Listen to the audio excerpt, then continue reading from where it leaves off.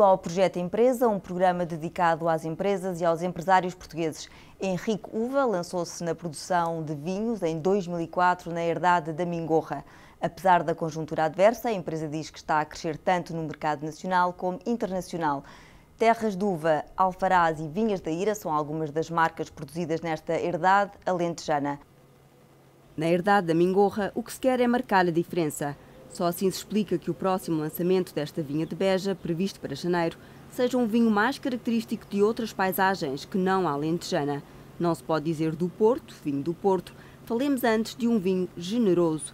Henrique Uva, o empresário, e Pedro Hipólito, o enólogo, gostam de arriscar num setor onde a concorrência abunda. Lançaram em 2005 uvas castas, que junta uvas do Douro e uvas do Alentejo, e no início do ano criaram o Late Harvest, um vinho de uvas sobreamadurecidas e um espumante. Novos produtos da linha M, Mingorra Gourmet, para juntar às marcas que realmente fazem o negócio.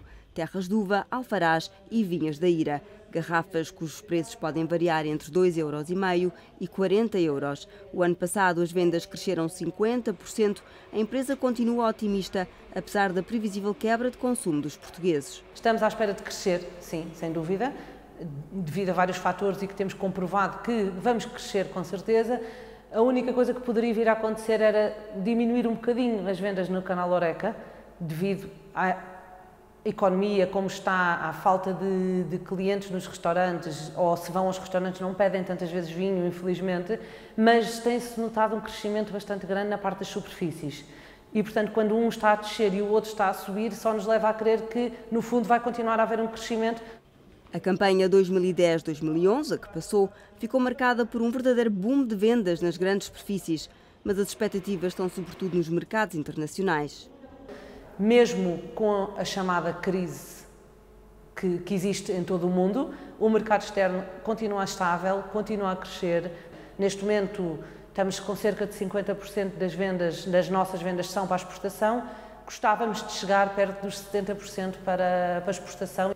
Este ano a vindima nos 137 hectares de vinha começou no dia 4 de agosto, dia do primeiro carregamento. Cedo, pensarão alguns, uma questão estratégica, pensa o enólogo, que faz um controle de maturação permanente através de 21 análises diárias.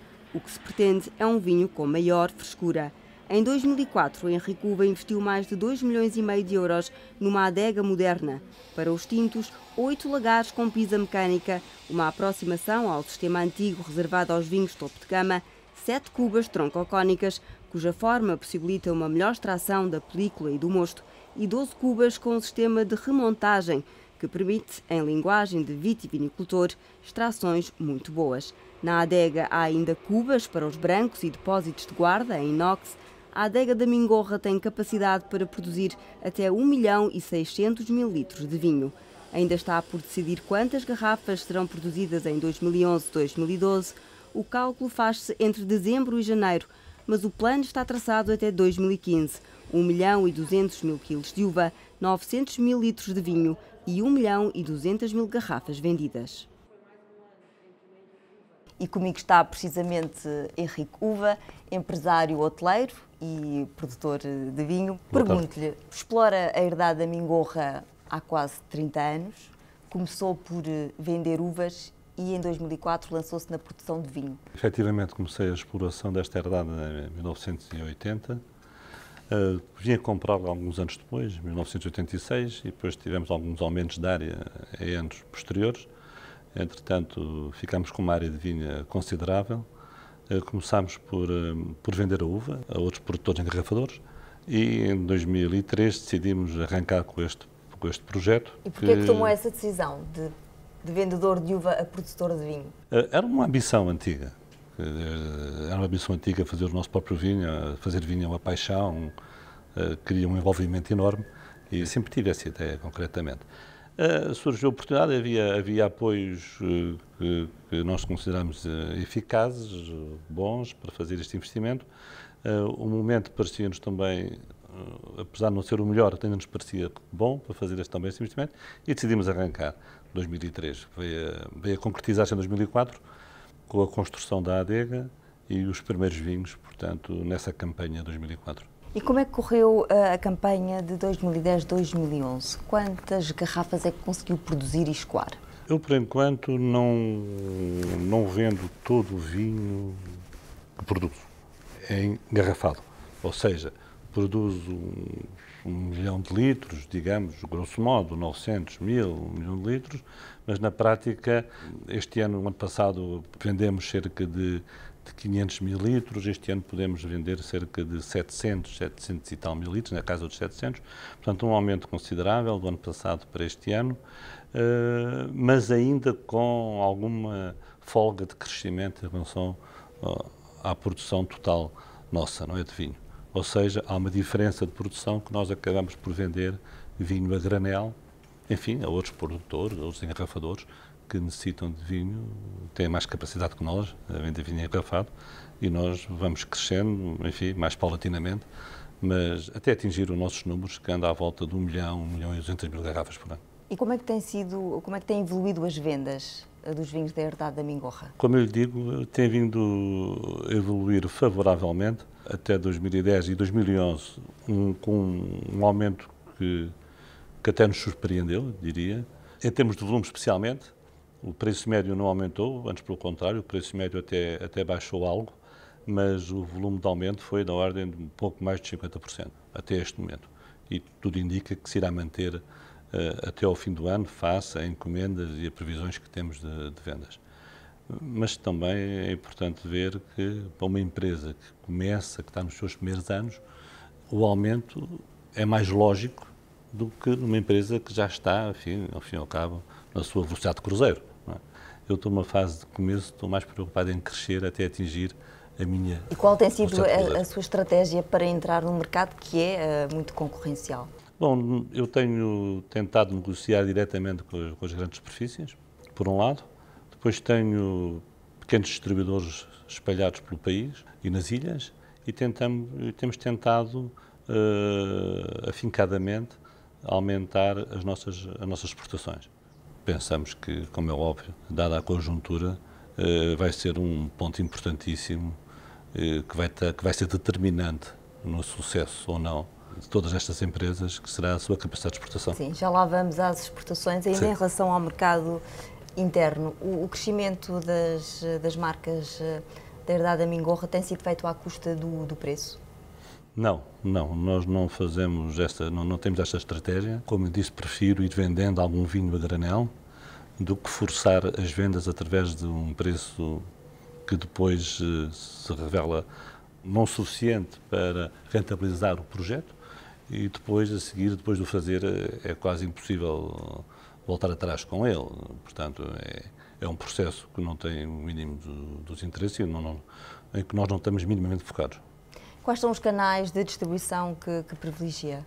Muito bem, nós temos as grandes superfícies, temos uma marca exclusiva com o Grupo Jerónimo Martins, Vinho Doce e Recheio, também temos que é o Monte dos Pegos, temos também uma marca exclusiva com a Macro, que é o Calatrava, temos também uma marca exclusiva com o Lidl, que é o Monte do Barrinho, e usamos também uma marca que não é exclusiva do Pingo Doce, mas é exclusiva em termos de grandes superfícies, mas também está no canal Oreca, que é o Terras de Uva. E, portanto, são marcas que se encontram nessas grandes superfícies, cada uma dessas grandes superfícies com uma marca exclusiva minha. Depois temos as outras marcas, em que também está o Terras de Uva, entregues a agentes, a distribuidores locais, enfim, pelas províncias do país, pelas ilhas, de forma a tentarmos cobrir o mais possível o país, não é?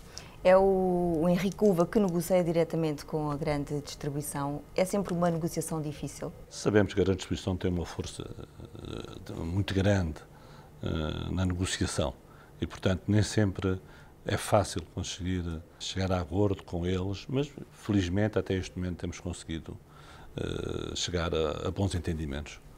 Que ao fim e ao cabo é o que interessa. E nas grandes superfícies coloca, obviamente, o vinho de gama mais baixa, mas tem outros vinhos mais... Nós, por exemplo, para lhe dar um exemplo, o Monte dos Pegos tem o Monte dos Pegos branco, tem o Monte dos Pegos tinto e tem o Monte dos Pegos reserva. O Calatrava, na Macro, tem o Calatrava branco, tem o tinto, tem o rosé e também tem o Calatrava reserva. Portanto, dentro da mesma marca temos várias referências, não é?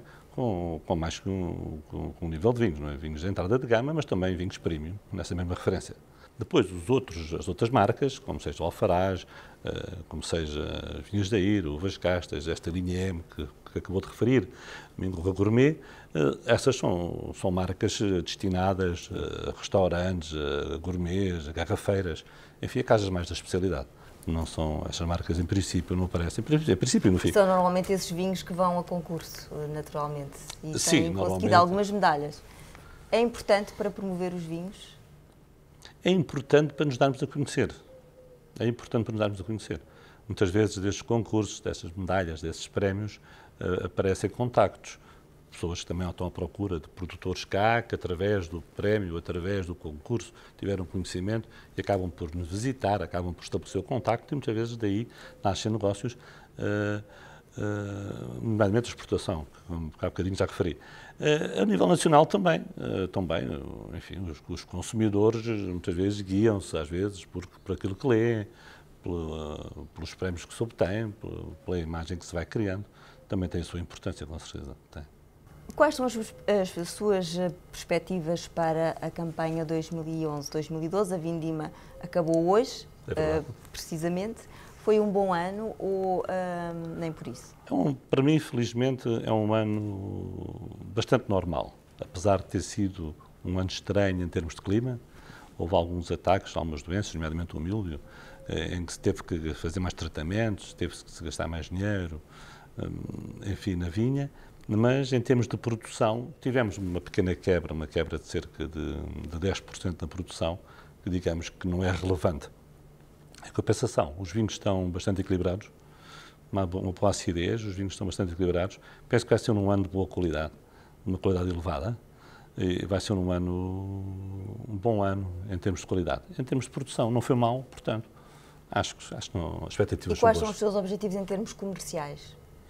É continuar a aproximar-me do 1.200.000 garrafas, como referi há pouco, e não ter que vender vinho a granel, que é precisamente aquilo que... E a percentagem do vinho a granel que é vendido de ano a ano tem vindo a aumentar? Tem vindo a diminuir, a percentagem que vende. Digo eu. Tem vindo a diminuir, evidentemente. Tem vindo a diminuir, felizmente, e sinceramente, dentro de 2 anos, o máximo, não ser obrigado já a vender vinho a granel e conseguir vender o vinho todo engarrafado. Esse é o nosso objetivo. A partir daí, depois, não pretendemos crescer mais. Não é a nossa intenção estar a crescer para além daquilo que nós produzimos. Interessa-nos, sim, senhor, é comercializar tudo aquilo que produzimos engarrafado. O consumo de vinho tem vindo a cair, é uma tendência, e soma-se a crise económica e financeira e também uma eventual subida do IVA para 23%. Que impacto é que isso poderá ter no mercado? Pode ter um impacto grande, negativo no mercado. E em particular para nós, pequenos produtores de vinhos, que somos o nível mais baixo da fileira, que temos menos poder de negociação e que, em princípio, uma grande parte desse encargo vai cair sobre o produtor e não vai cair sobre, ao fim e ao cabo, a perspectiva que eu penso que existiria, que era um aumento do preço ao consumidor. Penso que uma grande parte desse custo vai recair sobre o produtor, sobre esta fileira que vai ser bastante penalizada. Não sou um expert na matéria, mas custa-me acreditar que, nos nossos casos, a eventual descida da taxa social única, que também se fala em contraponto com a subida do IVA, possa vir compensar o que nos vai prejudicar essa subida do IVA do vinho, se ela vier a acontecer. Não está ainda, que eu saiba, não está ainda perfeitamente determinado que assim seja. Mas se vier a acontecer, os prejuízos dessa subida do IVA vão ser bastante superiores aos benefícios que vamos ter com a baixa da taxa social única. São empresas com muito pessoal próprio, são empresas que a taxa social única não vai ter uma incidência muito grande, não somos aquelas grandes empresas com um número enorme de trabalhadores, essas sim vão sentir fortemente essa baixa da taxa social única, nós não vamos sentir. É evidente que nas exportações, por sua vez, como estão isentas de IVA, aí não sentimos esse aumento de IVA. As exportações são mesmo o caminho para fugir às restrições do mercado nacional? O mercado nacional tendencialmente vai estar bastante parado, com diminuição do poder de compra, portanto, diminuição do consumo de vinho e diminuição do preço médio dos vinhos que são vendidos, não porque se venda mais barato, mas porque vendem-se mais vinhos Mas a isso tem preços mais acontecido baixos. também ao longo dos últimos anos. Tem vindo a O preço acontecer. médio dos vinhos está, Tem vindo a cair. acentuar. Tem vindo a acentuar. Não é que eu venda mais barato o vinho, mas só que vendo mais vinhos de entrada de gama e de gama média do que os de gama alta. Portanto, o preço médio tendencialmente baixa ligeiramente. Baixa um pouco. E isso vai continuar a sentir-se. Não só em baixa de preço médio, mas também em eventual baixa de volume, de maneira geral. Eu não tenho baixado, mas como já disse há bocadinho também, nós estamos numa fase de crescimento e, portanto, não seremos a referência ideal. Quem já estava no versado cruzeiro será a melhor referência do que nós. Há alguma margem ainda? Nós temos para ainda poder margem de crescimento, temos de crescer, mas focalizamos e temos que nos focalizar bastante na exportação como forma alternativa de conseguir atingir os objetivos. Neste momento, qual é a que pretendemos. porcentagem Neste da momento estamos produção que vai cerca para a exportação? Neste momento estamos com cerca de 50% mercado nacional e 50% de exportação. E eu acho que temos que crescer até pelo menos 2/3 de exportação, 1/3 de mercado nacional. Esses são os nossos objetivos e espero consegui-los, enfim, dentro do máximo 2 anos. E quais são os mercados preferenciais, onde tem maior presença? Até aqui o nosso maior mercado tem sido Angola. A China, temos começado a trabalhar com eles este ano e com um aumento que se tem revelado interessante. É uma expectativa que eu queria ver confirmada, muito importante. O Brasil também tem vindo a subir. Alguns estados nos Estados Unidos, Canadá, a maior parte dos países europeus, não vale a pena estar a invocá-los todos, mas a maior parte dos países europeus temos uma presença lá. Hong Kong, mas Hong Kong também faz parte da China, apesar de ter um regime diferente. Hong Kong também, e alguns países espalhados por aí fora. Temos vindo a aumentar, estamos a tentar aumentar. É óbvio que... Como é que promove os seus vinhos lá fora? Pronto, nós tentamos através das feiras, através da nossa presença em feiras, contactos, enfim, todas as hipóteses que se nos deparam, não é?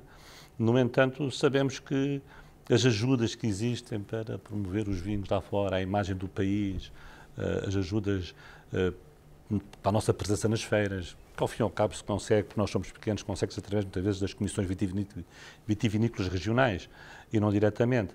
Mas são custos elevados mesmo assim, são custos que se revelam muito elevados e não se consegue ir às feiras todas que se gostaria de ir. Mas, enfim, vamos às que podemos, mas é pena não se conseguir ir a mais, é uma pena não se conseguir investir mais na imagem de Portugal e do Alentejo, no nosso caso, O pedido de ajuda externa prejudica a imagem do país? Pode prejudicar a venda também dos nossos vinhos? Não me parece. Sinceramente, não me parece. Se eu estivesse lá fora, até comprava mais uma garrafa de vinho para ajudar Portugal. Eu faria o contrário. Mas não me parece que prejudique, sinceramente. Não me parece. Os nossos vinhos são mais baratos lá fora em comparação com outros mercados por uma questão de imagem? Vinhos de igual qualidade são vendidos a mais baixo preço? Os vinhos chamo muitas vezes do Novo Mundo, alguns deles, nomeadamente a Austrália, por vezes, a América do Sul, etc., são vinhos que aparecem no mercado às vezes mais baratos que os nossos. É uma competição feroz, difícil, complicada, que nós temos que saber gerir. Nós não podemos concorrer em quantidade e, consequentemente, em preço. Nós temos que concorrer em diferenciação, temos que concorrer em qualidade e manter os nossos preços, porque não temos as quantidades astronómicas que eles têm de vinho para vender, não é? E que poderão criar algumas poupanças em termos de sinergias, não é? Portanto, nós temos os nossos números, valores mínimos a que podemos comercializar o vinho e daí não podemos baixar. Portanto, temos que criar diferenciação para que eles sejam comprados, para que eles sejam adquiridos, para que gostem deles. Essa diferenciação passa por que fatores? Essencialmente, para mim, de qualidade. Qualidade, era bom que também seja imagem e que houvesse promoção maior do que aquela que existe, não é? Por parte das entidades oficiais. Exatamente, exato. Repara, nós, produtores, temos dificuldade de investir. Muita dificuldade de investir nessa área. Estão lá fora mais dificuldade ainda. Os tempos que atravessamos não são fáceis, são difíceis. Há dificuldade de investimento. Como sabe, as tesourarias estão difíceis, portanto há dificuldade de tesouraria, de uma maneira geral. Há um esforço grande que os produtores têm que fazer para se mostrarem, para atingir novos mercados e pior ainda, para investirem em grandes promoções, se não forem bastante ajudados pelo país, não é? E aqui há uma linha de contrassenso, quer dizer, o país precisa de exportar mais, mas não tem dinheiro para ajudar a divulgar a sua imagem, a promover a sua imagem. Os produtores também precisam, não têm capacidade para o fazer. Em que ponto ficamos? Não podemos fazer, então também torna-se difícil aumentar, não é? Há aqui uma linha difícil de combater, não é? Mas que vamos fazer do melhor que podemos. Quanto é que vai investir em promoção este ano? Não lhe posso dizer agora assim números subitamente, não é? Mas essencialmente tentamos ir a 6 feiras por ano internacionais e ter a presença em 6 feiras, algumas delas constantes, sempre as mesmas, queremos manter uma presença assídua, e depois algumas mais soltas, consoante os mercados que queremos ir explorando, novos mercados, e queremos ter uma presença. E em que novos mercados é que gostariam de entrar nos próximos anos? Essencialmente, neste momento, não há necessidade de muitos mais mercados de entrar. Alguns sim, mas é muito mais importante aumentar e melhorar a presença nos mercados em que já estamos. É muito mais importante melhorar a nossa presença no Brasil, na China, em Angola. Bom, seria ótimo entrar na China, na Índia, que não entramos. São mercados muito importantes e são mercados que vão ser determinantes nos próximos anos e, portanto, é muito importante melhorar a nossa presença nesses mercados e aumentar as vendas nesses mercados, onde nós já estamos. Outros que possam vir a aparecer, depois também todo o interesse. Além das promoções, já agora, que também era muito importante, de nós irmos lá fora, também era muito interessante para nós que trouxessem cá esses agentes, enfim, as comissões, vindo em Portugal, todos os agentes envolvidos neste processo, todos que consigam trazer, ao fim e ao cabo, missões de importadores de Portugal, que, em vez de estar numa feira onde estão milhares de produtores, que venham estar connosco com tempo, com calma, discutindo, falando, provando, apreciando, sentindo um pouco aquilo que a Pino falava, a nossa diferenciação, puxar para a nossa qualidade, tinha muito mais interesse, até talvez integrado noutros produtos, como seja o turismo, como seja a praia, como seja o golfe, como seja áreas em que nós somos e temos boas capacidades de atrair e de investir e de promover. Era interessante haver uma interação nessas áreas como pontos interessantes do país, culinária também, enfim, era muito interessante, peixe, temos um peixe tão bom, tudo isso era muito interessante, haver uma interação e não ser vinho só vinho, mas trazer cá esses agentes e sentir o que nós temos de bom e cria-se uma muito maior simpatia quando assim acontece. Além dos poucos apoios para a promoção dos vinhos nos mercados externos, que outras dificuldades é que sente na sua atividade diária como vitivinicultor? Bom, como agricultor, há parte também que está relacionado com o vitivinicultor. Neste momento há uma grande dificuldade. Por exemplo, todas as ajudas que temos que receber por vezes, RPUs, prémios, etc. Há sempre, neste momento, há atrasos grandes que prejudicam a nossa atividade, nitidamente. Há atrasos grandes, tanto na aprovação de projetos, como depois de aprovados, na ajuda a esses projetos já executados, como também nos apoios existentes, seja a floresta, seja outros tipos de apoios que existem, há um nítido atraso nas ajudas que temos de receber, que uma vez mais nos vão dificultar a citada tesouraria. Fazemos um esforço grande, isso vai-nos tirar o quê? Vai-nos tirar eventualmente uma capacidade de investimento, vai-nos tirar uma capacidade de promoção, vai-nos retirar algumas áreas que gostaríamos de trabalhar mais, porque, evidentemente, temos de ter algum cuidado, não é?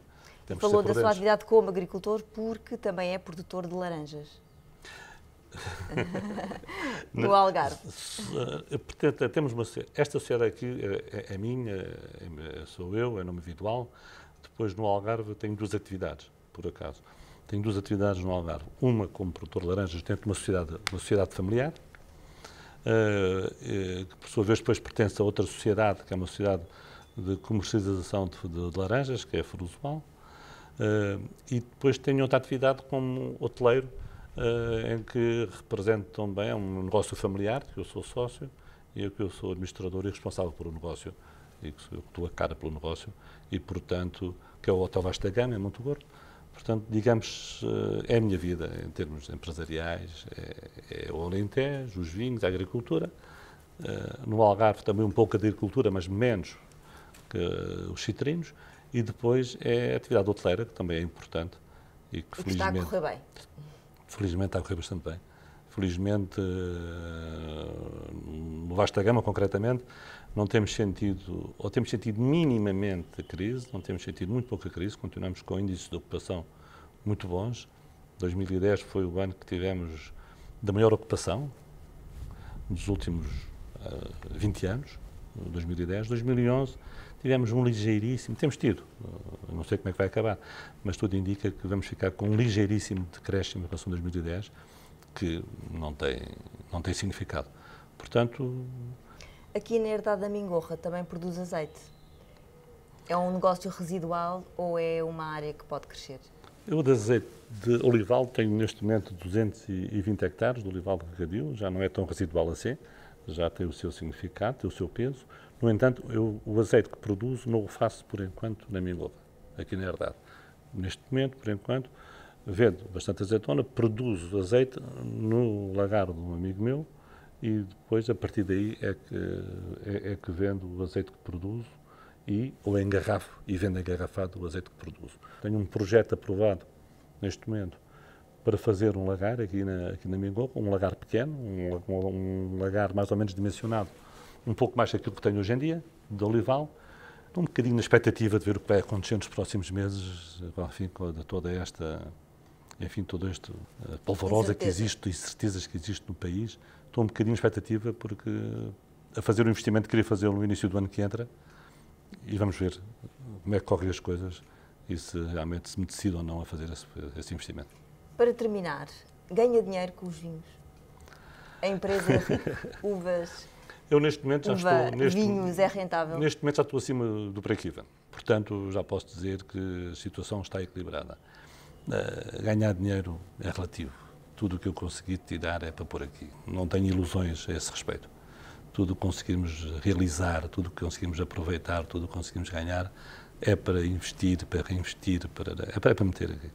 Ser agricultor, isto é, como diziam os antigos, é a arte de empobrecer alegremente. Ganha-se e vai-se pondo, ganha-se e vai-se pondo. Nunca é para nós gastarmos noutros sítios. Pelo menos no meu caso não é. Muito obrigada por nos ter recebido aqui na herdade da Mingorra. Fazemos agora um pequeno intervalo, voltamos já a seguir. Volte connosco. De regresso ao projeto Empresa, passamos agora em revista as notícias que marcaram a semana. A crise económica passou à margem dos hotéis Pestana.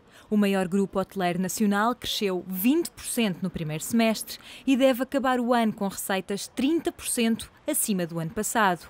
É exatamente por isso que Dionísio Pestana, presidente do grupo, mantém os mesmos objetivos de crescimento: ter 10 hotéis em 10 capitais europeias. A este sonho junta-se outro confidenciado ao Económico por Dionísio Pestana.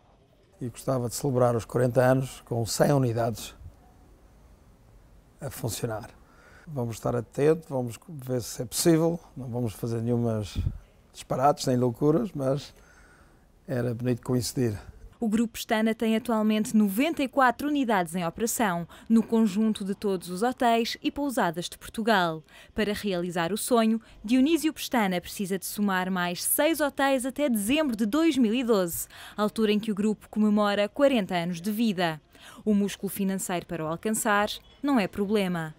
Mesmo com as dificuldades dos últimos 2 anos, o grupo conseguiu manter os seus cash flows positivos e o planeamento de muitos dos projetos são sempre a médio e longo prazo, então todo o nosso investimento é feito em anos. Prova desse músculo financeiro é a recém-abertura do Hotel Pestana Berlin Tiergarten, na capital alemã. Um ano depois de ter inaugurado o Hotel Pestana em Londres, o grupo português investiu 25 milhões de euros nesta unidade de 142 quartos. O Hotel de Berlim está já com ocupações acima de 70%. Mas o presidente do grupo admite que o maior potencial de crescimento está do outro lado do Atlântico.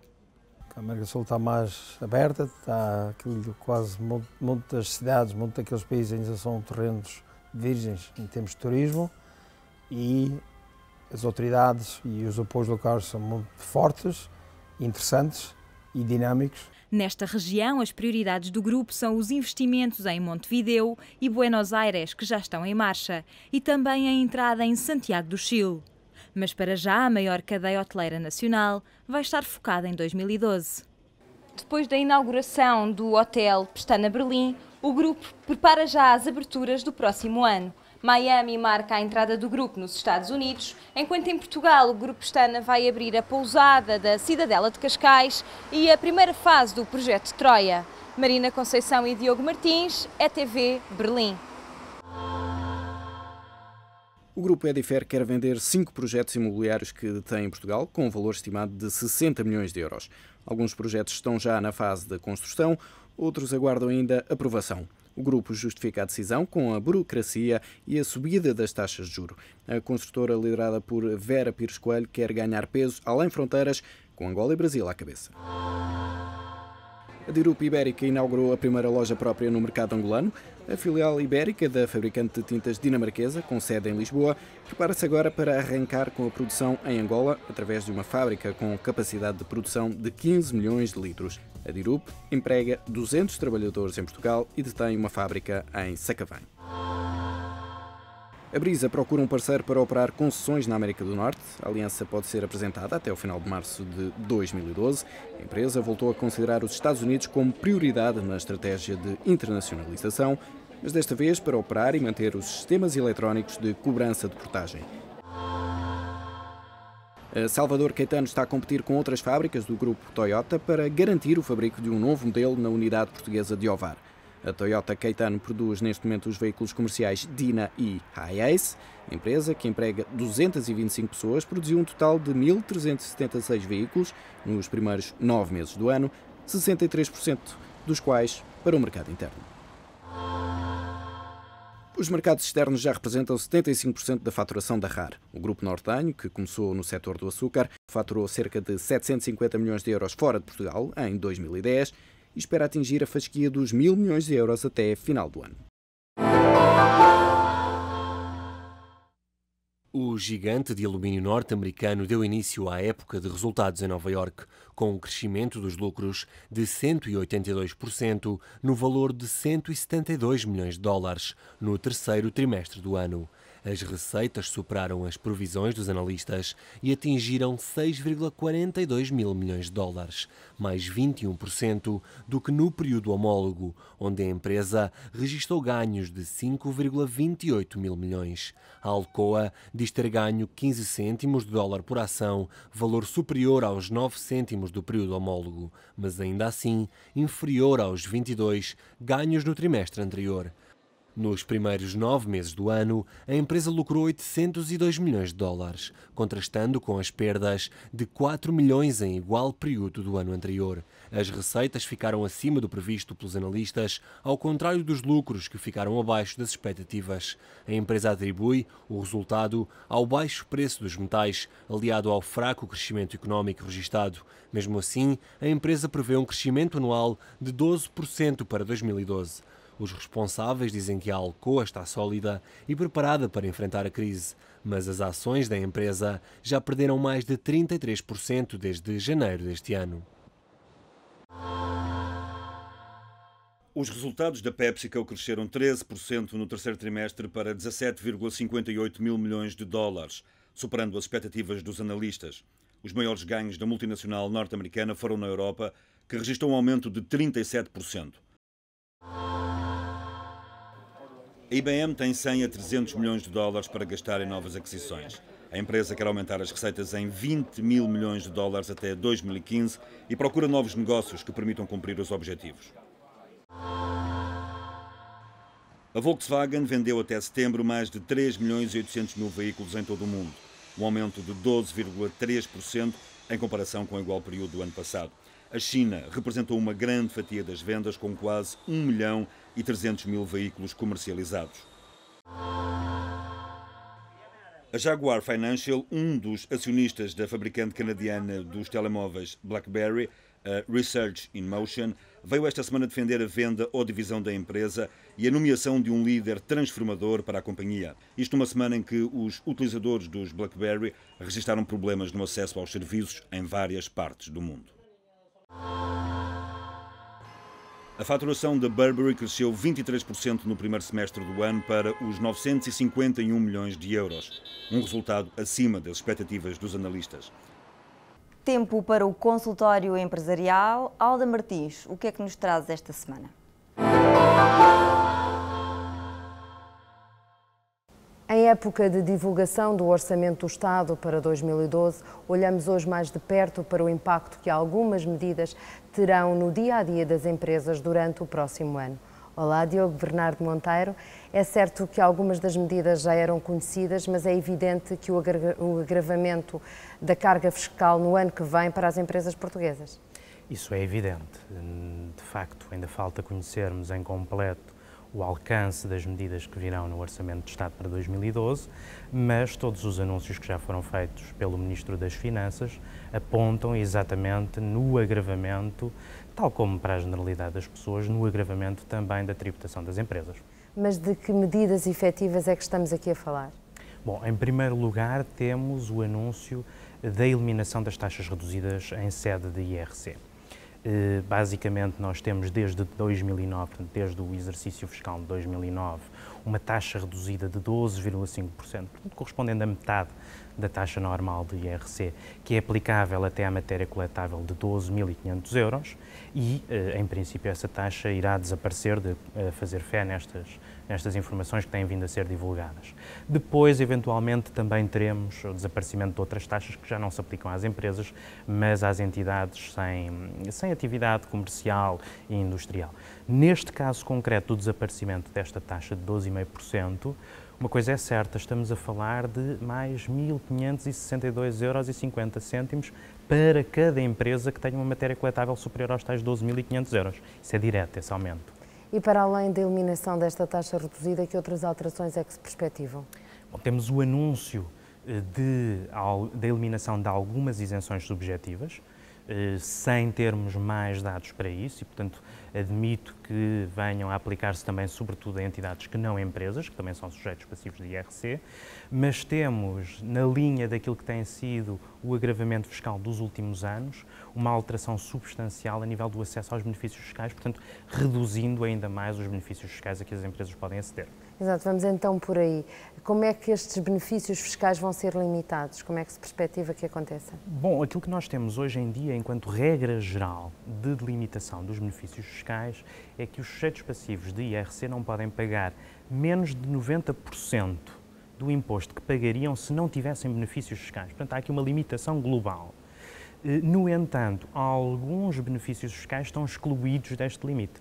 Para dar um exemplo, o CIFID, o Sistema de Investimento, por exemplo, a criação líquida de emprego, e, portanto, admitimos que, por um lado, possa ser mexido este limite dos 90%, e, por outro lado, possam também ser mexidos os benefícios fiscais que estão fora deste limite, e, portanto, limitando-se de forma global, se não todos, pelo menos a alguns daqueles que ainda estão fora. Depois também está previsto o aumento das próprias taxas de tributação. Sem dúvida, embora a taxa normal se mantenha nos 25%, aliada à eliminação da taxa reduzida, há também um aumento esperado da taxa da derrama estadual. A derrama estadual foi instituída também dentro desta lógica de consolidação orçamental, com uma taxa de 2,5% aplicável sobre o lucro tributável superior a 2 milhões de euros.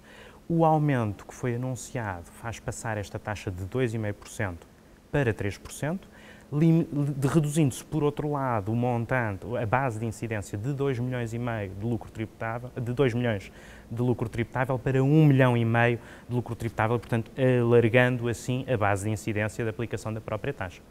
Estas medidas todas impactam naquilo que era o objetivo da Troika de uma reforma total da máquina fiscal. É disso que estamos aqui a falar também, não é? Que impacto é que isso vai ter temos aqui em dois termos impactos globais nas empresas? Sem dúvida, temos aqui dois impactos distintos. Temos um primeiro impacto que tem a ver com a redução da despesa fiscal e aumento da receita fiscal, portanto, para consolidação no imediato, mas temos depois também a proposta de alterações estruturais ao nível da administração fiscal. Ainda recentemente tivemos o anúncio da fusão da Direção-Geral dos Impostos com a Direção-Geral das Alfândegas e dos Impostos Especiais sobre o Consumo, portanto, numa única autoridade tributária, mas temos pensada também uma reforma a nível da administração fiscal e do modo como os contribuintes se relacionam com a administração fiscal. simplificação das obrigações fiscais, simplificação das regras fiscais e, por outro lado, um incremento muito grande do combate à fraude e evasão fiscal, o que se vai sentir claramente nas empresas com o aumento das inspeções tributárias e mais pressão nessa sede. Diogo Bernardo Monteiro, obrigada. Até para a semana. E na reta final deste programa, fique com a rubrica Como se faz. Um mal necessário e inevitável em alguns momentos da vida. Assim é o medicamento. Convivemos com ele desde sempre e quando dele precisamos, a palavra do terapeuta basta-nos. Mas a história começa muito antes do último gesto. Do simples pó para as máquinas, é na granulação que se misturam os princípios ativos, o medicamento propriamente dito, com os excipientes. É nesta fase também que se melhoram as características físicas dos pós. Neste processo, obtém-se o granulado. Um granulado que, na estufa de lei flutuante, consegue depois uma secagem rápida e uniforme. Já seco, o granulado está pronto para entrar no calibrador, onde se regulariza o tamanho dos grânulos. Com os grânulos já calibrados, o ainda projeto de comprimido ou cápsula entra na sala do misturador. É aqui que se procede à mistura final, um processo que consiste essencialmente na adição de excipientes ainda em falta. Tipicamente um lubrificante para a melhoria do granulado, com vista à obtenção de comprimidos com a qualidade pretendida. Estamos prontos para a terceira sala, a da compressão. Como o próprio nome indica, é aqui que são produzidos os comprimidos propriamente ditos. Depois da máquina de compressão, chegamos à fase de revestimento. Esta máquina tem capacidade para processar 400 kg de comprimidos. E é daqui que o nosso produto sai, em bidões de aço inox, para o acondicionamento e embalagem. Aqui podem ser embalados até 12.000 caixas de comprimidos ou cápsulas por hora. A máquina pode ser programada consoante o tipo de produto. Os comprimidos são acondicionados em blisters de alumínio PVC ou alumínio no caso da Bial. Mas esta é apenas uma das funções deste aparelho, porque o processo vai até à fase de embalagem final, que inclui também as especificações do medicamento no interior da caixa. Após a embalagem final e asseguradas todas as especificações do controle de qualidade, o produto é etiquetado com códigos de barras, o que vai permitir a sua identificação de modo automático, assim como a gestão do seu estado de inspeção ou ensaio. Quando tudo está conforme, é daqui que partem para as grandes distribuidoras, que, posteriormente, os colocam mais perto do consumidor final. É o ponto final neste Projeto Empresa. Voltamos para a semana. Contamos consigo.